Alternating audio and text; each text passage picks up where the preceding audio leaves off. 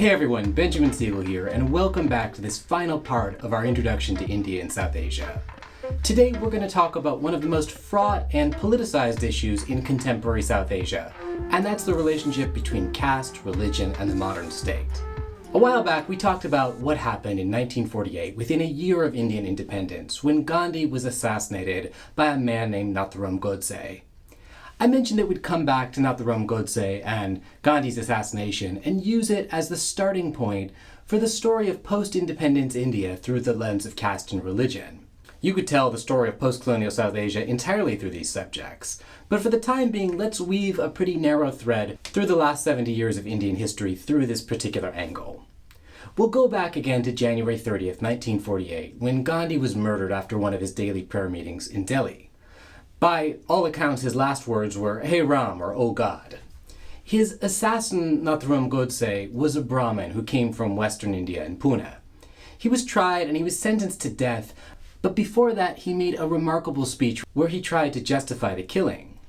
Godse claimed that the reason he had killed Gandhi was because the Mahatma had consistently pandered to Muslims.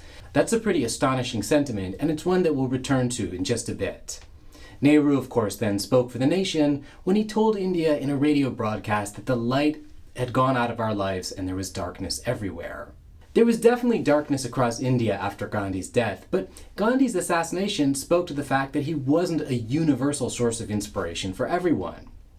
His assassination wasn't really the result of a single actor, but rather a Hindu nationalism that had been hidden during the Congress struggle for independence, but was now beginning to surface. There were hints of this movement throughout the late 19th century, when the cow protection movement in northern and western India began to bring some of these sentiments to the fore. By 1915, some of these sentiments had crystallized into a group called the Hindu Mahasabha. That was a pretty loosely organized group of Hindu enthusiasts, primarily in northern India, which worked on cow protection and questions of the Hindi language, and more general questions of educational or social welfare activities among Hindus. Generally speaking, the Hindu Mahasabha was working for the same things that the Congress was. But the biggest difference in those early days was the question of language. The Hindu Mahasabha wanted to have a Sanskritized Hindi written in Devanagari as the national language, whereas Gandhi and a lot of the Congress leadership said that people should be brought together in North India through a language called Hindustani, which was really a combination of Hindi and Urdu written in Devanagari or the Indo-Persian script. But by the 1920s, there were splits that were becoming evident. And the biggest mover bringing the Congress away from the Hindu Mahasabha was a man named V.D. Savarkar, who was an English-educated Brahmin who came from the same Western India background as Tilak and Gokhale.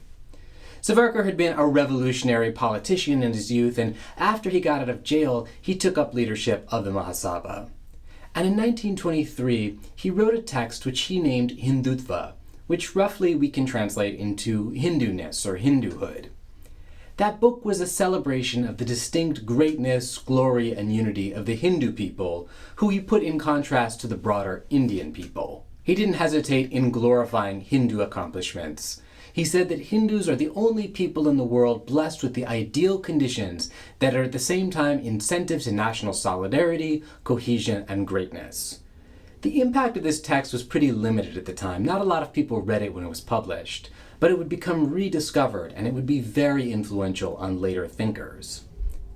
2 years after the publication of Hindutva, a group of upper caste Indians, also from Western India, founded a group called the Rashtriya Swayamsevak Sangh, or the RSS. Unlike the Gandhian Congress, which was kind of a loose organization, the RSS was run as a disciplined party rooted in cadres, or small groups. It didn't participate in electoral politics, it didn't want a mass base, but it formed its members into uniformed paramilitary cells. There was a stark contrast in the political visions of the RSS and Gandhi. Gandhi, of course, was often seen in Hindu terms, but he always said that India was made up of its different ethnicities, religions, maybe races. But the RSS, by contrast, put forth a vision of India as a land for and of Hindus. They were proponents of a mythical nationalism. They drew parallels and similarities between Indian nationalism with German mythology and fascism. The group was deeply and stridently anti-Muslim. It opposed all things that it saw as appeasing or condescending to Muslim politics.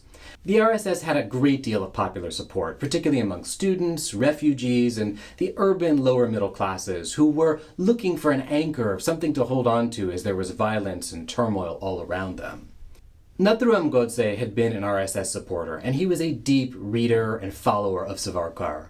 So after the assassination of Gandhi, Hindu nationalism became very suspect. The RSS, the organization, became outlawed, and there was a lot of revulsion against the violence that it seemed to stoke up. So in the early 50s and 60s, there wasn't really a lot of political motion dedicated to the idea of a Hindu India. It would take until the 1970s and the emergency that the Hindu right would be able to organize itself. And it would take until the 1990s, 40 years after Gandhi's death, for the Hindu right to cast off the stigma of the assassination.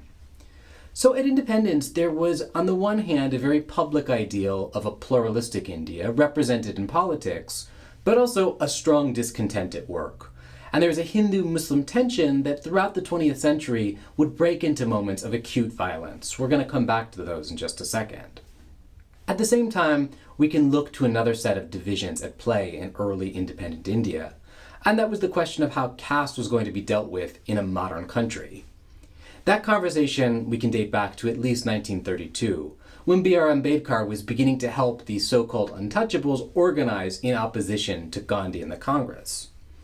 Ambedkar had had a big victory in August 1932, when the British Prime Minister announced the Communal Award, which gave separate elections to the depressed classes, or lower caste or Dalit Hindus. Gandhi saw this as a plot to divide Hindus. He didn't want to see Dalits cut off from the larger Hindu community, and he saw himself as the guardian of these people, who he called Harijans, or the children of God. Gandhi, who was in jail at this time, went on his fast unto the death to try to get this award reversed.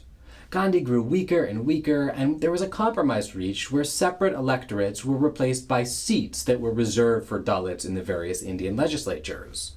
That compromise brought the crisis to an end, and it held out the promise of equal access in the future, but it would take decades for things to come together.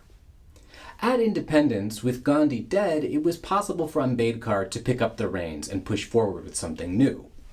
Ambedkar, as we've mentioned, was put in charge of the drafting committee for the new constitution. He never reconciled with Gandhi, and he would call Hinduism a chamber of horrors. The new constitution itself outlawed the practice of untouchability, but perhaps more importantly, in the long term, it reserved seats in the legislature for Dalits and the depressed forest tribes as well.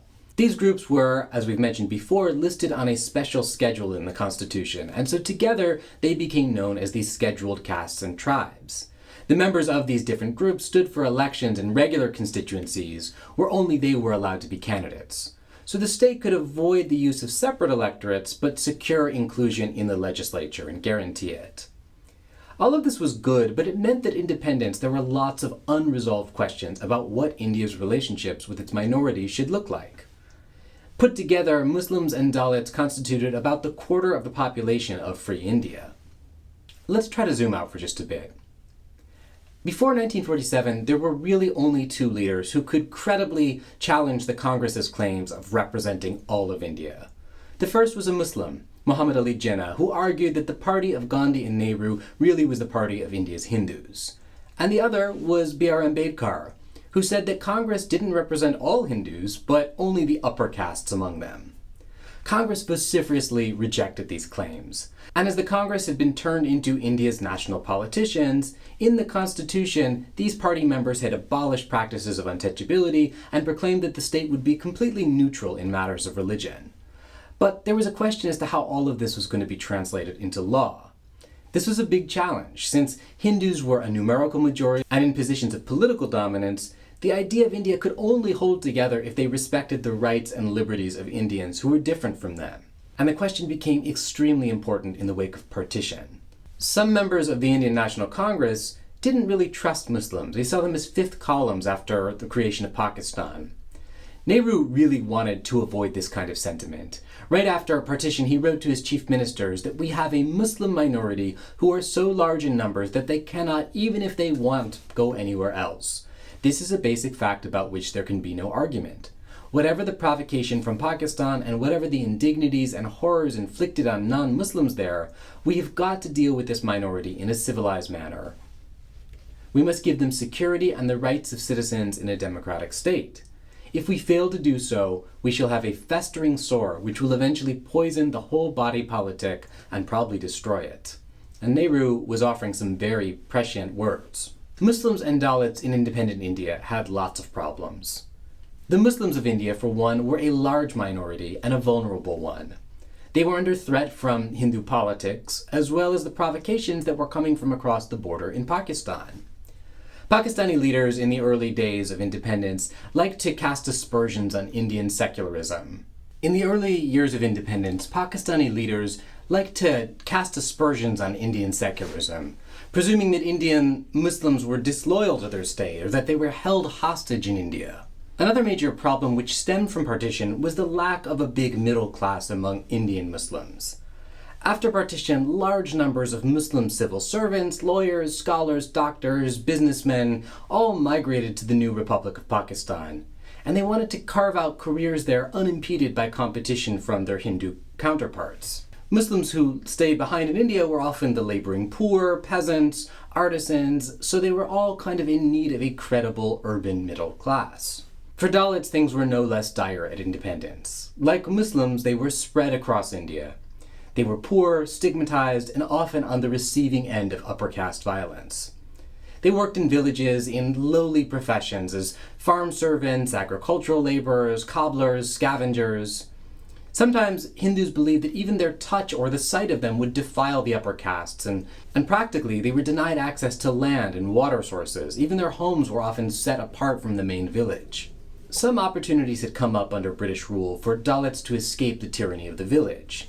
They found jobs in the army, they worked in factories, or migrated to cities. But even in these contexts, they were often assigned the most menial jobs or the most degrading opportunities. In the 1950s, it seemed like things were no better for Dalits than they had been years before. Scheduled castes owned little or no land, they were subjects to social abuse, sexual abuse. But some things were slowly changing. In some parts of the country, lower castes were refusing to perform tasks that they considered demeaning. They wouldn't carry loads for free or allow upper caste men to rape or violate women. Sometimes they were asking for higher wages and land to cultivate. Occasionally they turned to the Communist Party for support in these activities. There was something of a slow uprising taking place. Caste prejudice and discrimination were widespread, but they weren't accepted quite as passively as they had been years before. There were new avenues available for social mobility. And the first one, of course, was education. There were a number of seats reserved in every school and college, and different state governments endowed scholarships from children from Dalit families. Then there was government employment. 15% of all jobs in state or state-aided institutions were reserved for scheduled castes. There were several million jobs created with permanent status, and a lot of them had health benefits or pensions. And there was also reservation in parliament and state assemblies, where again, 15% of all seats were filled by scheduled caste candidates. There were real benefits for this kind of Indian affirmative action. Children of Dalit families could join the parliament or become members of the elite Indian administrative service. But at the same time, it also brought with it a new kind of stigma. It fixed beneficiaries firmly in their own caste. And there was widespread suspicion among the upper caste that the lower castes were only there because of these programs of affirmative action. In the 1950s, it seemed like things were improving in some ways, but there was still a long road ahead. And both Dalits and Muslims were uncertain about what the future would look like for them in independent India. We're going to come back to the question of Dalits and Muslims in a minute, fast forwarding a few decades. But before we do that, we're going to take a minute to discuss one of the most horrible moments in India when religion and the modern Indian state came to blows. This was a moment that actually didn't have anything to do with Dalits or Muslims, but instead it showed that there were other tensions brewing that had come from independence and questions of caste and religion and regional belonging that had still remained unresolved. We spoke last time about Indira Gandhi and the Indian emergency. And after a 3-year interregnum out of power, Indira Gandhi came back to power as Prime Minister in June 1980. And abandoning an earlier rhetoric about poverty, Indira Gandhi began undertaking a new strategy to shore up her political fortunes. She began courting voters on the basis of ethnic and religious affiliation, manipulating communal groups for political advantage. At the moment, the ruling party and the opposition were abandoning an idea of secularism. They began to be unafraid in the 1980s of playing the ethnic card, even if they did it somewhat quietly. But this new political dynamic proved to be Indira Gandhi's undoing. In the early 1980s, there were changes taking place in Punjab, and among Sikhs in particular. The Sikhs were caught up in this new kind of politics under Indira Gandhi. Even though they had gained a lot from the Green Revolution and the formation of a Punjabi-speaking state, a number of Sikhs were beginning to demand that Chandigarh, then the capital of Punjab and Haryana, become the capital of only Punjab. Soon, their demands grew greater. Diaspora Sikhs in the United States, in Canada, the United Kingdom, began to press for an autonomous or even an independent Sikh state, which they called Khalistan. And there were also internal debates brewing among Sikhs over questions of religious practice. There was the moderate leadership of the mainstream Sikhs called the Akali Dal, but in the 1970s, a young and fundamentalist preacher named Jarnail Singh Bhindranwale had began to articulate a more extreme view of Sikhism. He soon took up that cause of Khalistan, or an independent Sikh state. The Akali Dal, which was the mainstream Sikh leadership, had supported the opposition during Indira's time out of power. And so Indira Gandhi wanted revenge. She was determined to crush the Akali Dal's political power. And so, somewhat stupidly, she gave her support and political patronage to Bhindranwale. But this only emboldened him and made him more confident and comfortable expressing extremist political claims. In 1984, Bhindranwale and his armed followers blockaded themselves in the holiest Sikh shrine, the Golden Temple in Amritsar, and they vowed not to leave it until an independent Sikh state was created. Indira Gandhi didn't know what to do. It would be impossible to accept the creation of a Khalistan since Punjab was a sensitive border state and it was critical to India's security. So instead, she decided to crush Bhindranwale and his movement. She sent in the Indian army to assault the temple in an operation she called Blue Star. Bhindranwale was killed in the operation, but thousands of other Sikhs in the temple were also killed, and 100 Indian soldiers died. Sikhs across the country and the world were outraged, and among them were members of her own security detail. On October 31st, 1984, as she set out to walk from her house to the garden in her walled compound, 2 of Indira Gandhi's Sikh guards turned their weapons on her and killed her. There was a huge public rage that boiled up against Sikhs, and it quickly took as its focus Delhi's large and visible Sikh population. It was easy for mobs in Delhi to identify Sikh men because of their beards and turbans, and so they were an easy target for the mobs roaming streets seeking vengeance. For 3 days, gangs of killers and arsonists in collusion with the police and a number of Congress politicians were allowed to roam freely, killing Sikhs. Around 1,000 were killed in Delhi alone, and thousands more were displaced from their homes. No one was ever brought to trial. In some ways, what happened in 1984 in Delhi was the first sign that India's astonishing efforts to foster pluralism, tolerance, and secularism had reached an untenable point, and it portended big changes in the decades to come. We can pick up our story again in 1989. This was a momentous time across the world. The Berlin Wall had just fallen, and there was a sense everywhere that change was coming. In India, this was about 2 years before economic liberalization. But in 1989, the Congress Party suffered a major defeat in the Indian elections. Rajiv Gandhi was kicked out of power, and with him, the Nehru family was no longer able to claim that it had some kind of inherent mandate to rule the country. Gandhi was replaced by a series of coalitions, and the first was run by a prime minister named VP Singh and some parties that together called themselves the Janata Dal. Its political base was somewhat unexpected. It was largely made up of lower caste peasants from North India, and this was the first sign of what political scientists would come to call the silent revolution, which is the political assertion of lower caste groups and their mobilization to places of new political power. That government that came together in 1989 under the Janata Dal was a really strange one. It was led by a group of parties that were lower caste Dalits, but also had 2 communist parties in it, and a new party called the Bharatiya Janata Party, or the BJP. The BJP was a Hindu nationalist party. It had come together in around 1980, and it had its roots in an older conservative party called the Jana Sangh, which had been founded by members of the Hindu Mahasabha in the 1950s. The BJP held at its core the ideals of Hindutva. They were drawing back on ideas that Savarkar had put out 50 years earlier, that India was primarily a Hindu nation. This was, in 1989, the first time that India was no longer controlled by the Congress. And significantly, the 2 major groups that were in this party were a low-caste activist party and a party of Hindu nationalists. In some ways, this was kind of a triumph of Dalit power, but a failure of Muslim political power. The early 1990s became a deeply turbulent time for questions of religion and caste in modern India. The first development came in 1989 and 1990, when the new Janata Dal government decided to implement a long-forgotten government report issued by the Mandal Commission in 1980. That report, which had been mostly forgotten, had called for the government to reserve new seats in the federal government and public sector positions and in institutions of higher education for members of the other backward castes, or OBCs. The OBCs were an expanded group of India's scheduled tribes and castes, and they were estimated to be as numerous as the scheduled castes and tribes combined. So they together represented about half of the Indian population as a whole, but they only had around 2% of posts in the Indian Administrative Service, for example. The Mandal Commission brought total reservations up to the 49.5% allowed by the Constitution. It was a massive increase of the benefits allotted to members of the lower castes. Unsurprisingly, higher castes were very angry about this decision. In September 1990, Delhi got brought to a standstill as high and low caste groups fought and demonstrated. There were even cases of upper and middle class students who were shown in photographs that were beamed across the country, setting themselves on fire in protest. The BJP, in response to the Mandal Commission, withdrew its support from the government. They argued, and it looked a little bit like the United States with affirmative action, that these programs only created divisions. They failed to reward merit, or they benefited only the better off and the disadvantaged groups.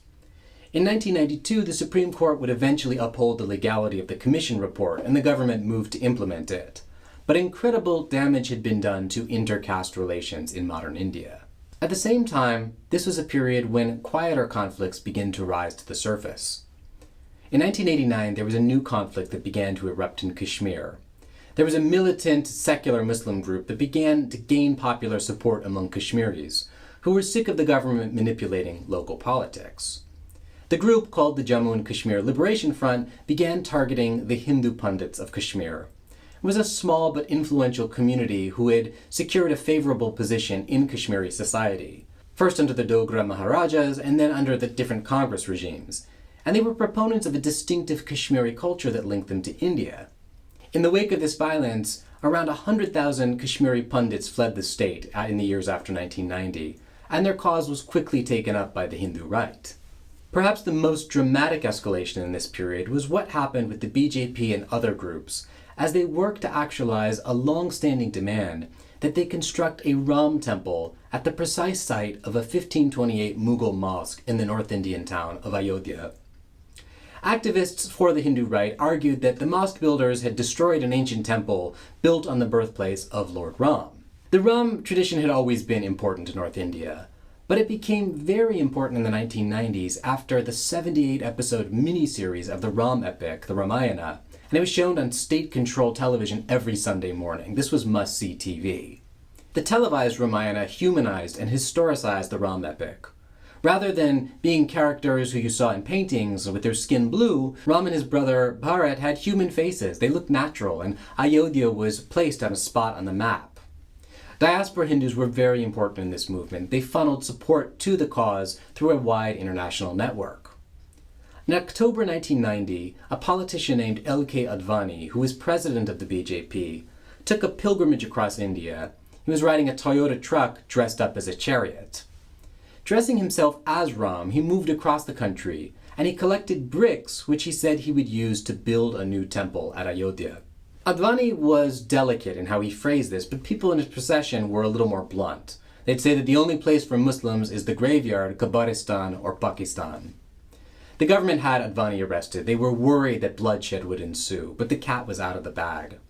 Almost all of the country's leading historians published a statement saying that there was no evidence to support that a temple had ever stood on the site of the mosque.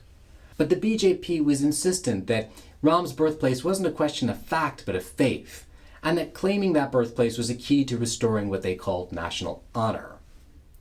This happened against a very tense backdrop. In independent India up until this point, there hadn't been a lot of Hindu-Muslim riots. But those incidents increased in the 1980s. Largely it was anti-Muslim violence, and that number continued to grow over the course of the decades. There were a lot of reasons that Hindus became suspicious of Muslims in this period. The 1990s began with a lot of migrant workers coming back from the Middle East after the outbreak of the Gulf War. People began to see Muslims as having flows of money coming from Saudi Arabia or Dubai. There was an influx of Bangladeshi refugees who were arriving in India seeking land and a livelihood in the northeast, and many people there were resentful of these newcomers. There was anger at what Hindus saw as pampering Muslims by keeping on a colonial policy of a separate Muslim civil code. And as the situation in Kashmir worsened in the 1990s, there was fear that Kashmir might actually be lost. Things continued to worsen, and on December 6, 1992, Hindu nationalists from across India converged on the mosque at Ayodhya, the Babri Masjid, and they tore it down brick by brick. Police and authorities stood by as sadhus, activists, urban students, and gangsters surged on the tomb. 13 Muslims were murdered with pickaxes and knives, journalists were beaten, and their cameras were seized, so we don't have a lot of footage of this event. And unsurprisingly, this caused a major escalation.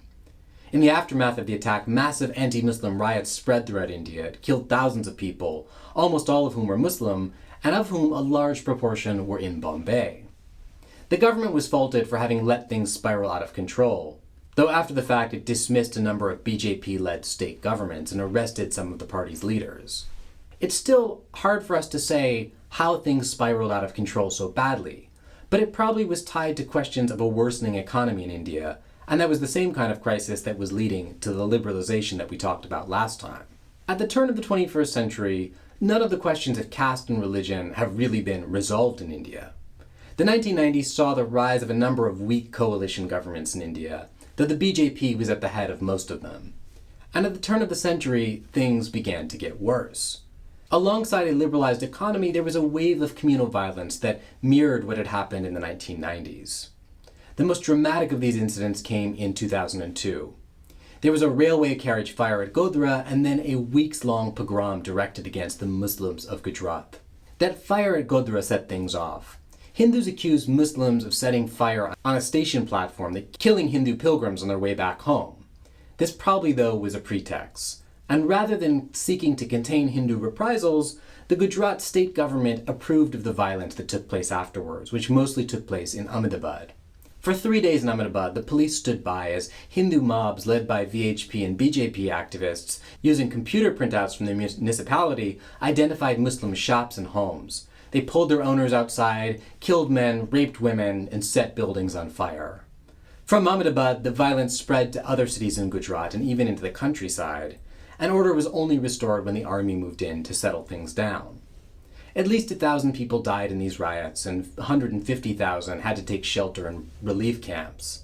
Very few of the Muslims who left Ahmedabad or the other cities ever returned to the neighborhoods where they had lived and worked. There were serious long-term effects of this riot.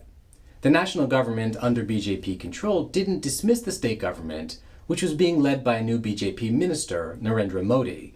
And obviously this became important because Narendra Modi became and remains the current controversial Prime Minister of India.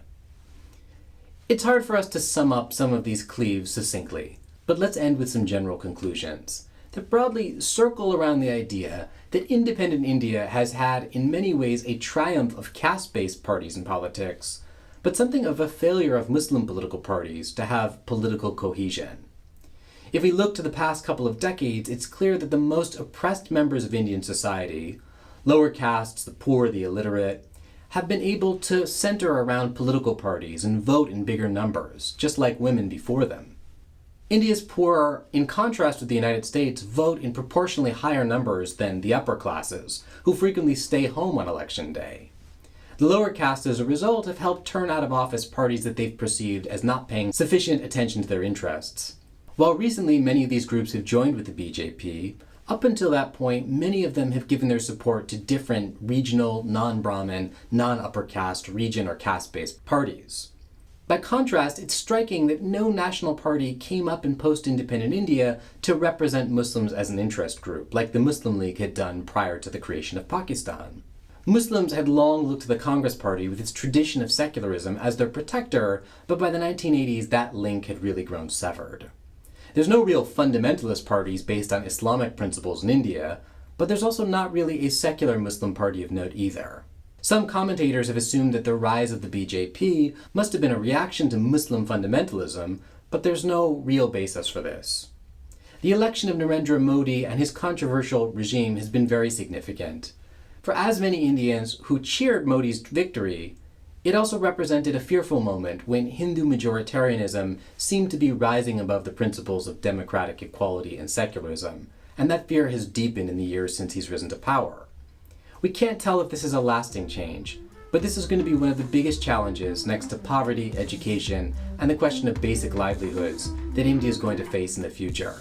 There's much more on this and other subjects that we can talk about, but for now, thanks so much for joining me through this introduction to India and South Asia.